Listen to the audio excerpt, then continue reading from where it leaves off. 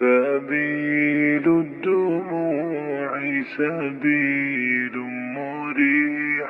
Vote একটা আমানত, vote একটা আমানত, এটাকে বুঝে শুনে ব্যবহার করেন। একটা অধিকার, এই অধিকার, ভোটের অধিকার একটা আমানত, এই অধিকারকে বুঝে শুনে ব্যবহার করেন। চিন্তা ফিকির করেন, আল্লাহর কাছে দোয়া করেন, আল্লাহ আমি যাতে সঠিক ভোট দিতে পারি সেই তৌফিক আমাকে দান করেন। এটা তামাশার বিষয় না। প্রতারিত হয়ে বাধ্য হয়ে ভোট দিবেন না, লোভে পড়ে ভোট দিবেন না, চিন্তা ভাবনা করে, এবং এটার জন্য দোয়া দুরূদ পড়েন, সালাতুল হাজত পড়েন, অভিজ্ঞতার সাথে মশওয়ারা করেন, নেককার দিনদার মানুষের সাথে মশওয়ারা করেন। শুধু নামের ভিত্তিতে আপনি ভোট দিলে হবে? শুধু মার্কার ভিত্তিতে ভোট দিলে হবে? শুধু মনোগ্রাম দেখে ভোট দিলে হবে?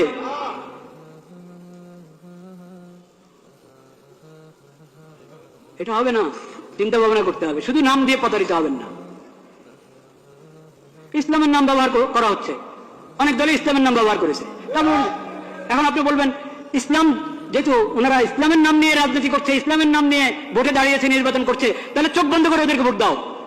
এই কথা বলার সুযোগ নাই, এই কথা বলার সুযোগ নাই। কারণ ইসলামের নাম ব্যবহার করছি আমি, আমার দলের মধ্যে ইসলামের নাম আছে,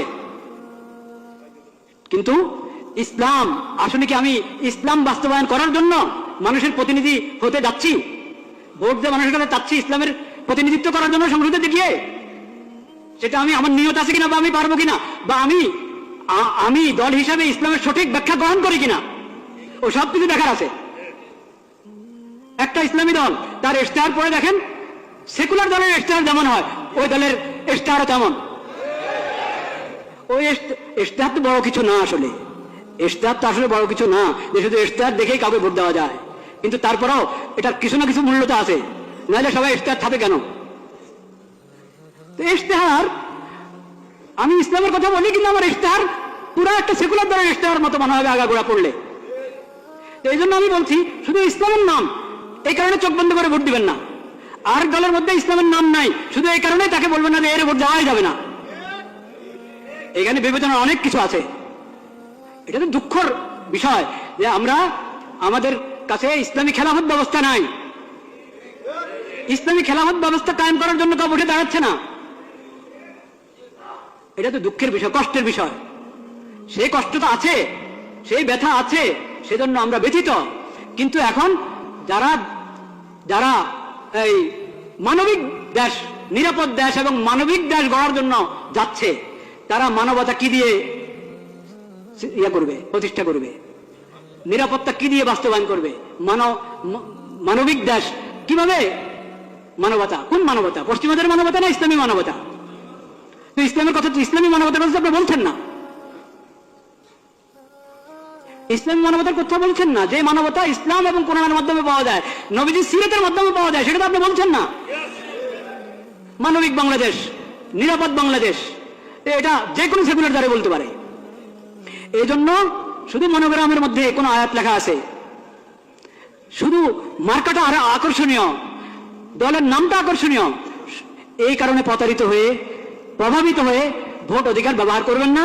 ভোট অধিকার ব্যবহার করতে হলে আপনাকে অনেক চিন্তা ভাবনা করতে হবে, অনেক দোয়া করতে হবে আল্লাহ দরবারে, আল্লাহ আমাকে সঠিক ফয়সালা করার তৌফিক দান করো।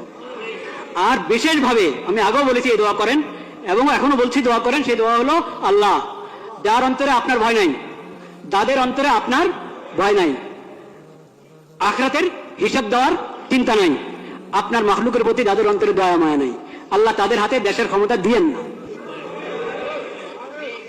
যাদের অন্তরে আপনার ভয় আছে, আখিরাতে আপনার সামনে দাঁড়ায় হিসাব দিতে হবে, এই ফিকির যাদের মাথায় আছে, এবং আপনার মাখলুকের প্রতি, আল্লাহর বন্দাদের প্রতি যার অন্তরে দয়া মায়া আছে, ইয়া আল্লাহ তাদের হাতে আপনি ক্ষমতা দেন। এই দোয়া করতে কোনো সমস্যা আছে?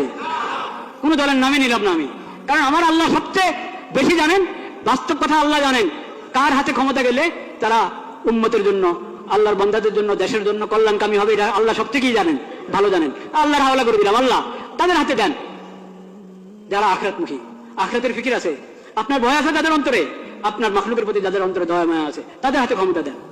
যারা আপনার ভয় তাদের অন্তরে নাই, আখিরাতে আল্লাহ আপনার সামনে দাঁড়া হিসাব দিতে হবে, এই ফিকিরও তাদের নাই, আপনার মাখলুকের প্রতি দয়া মায়াও নাই, হ্যাঁ, ইয়া আল্লাহ তাদেরকে আপনি ক্ষমতা দিয়েন না।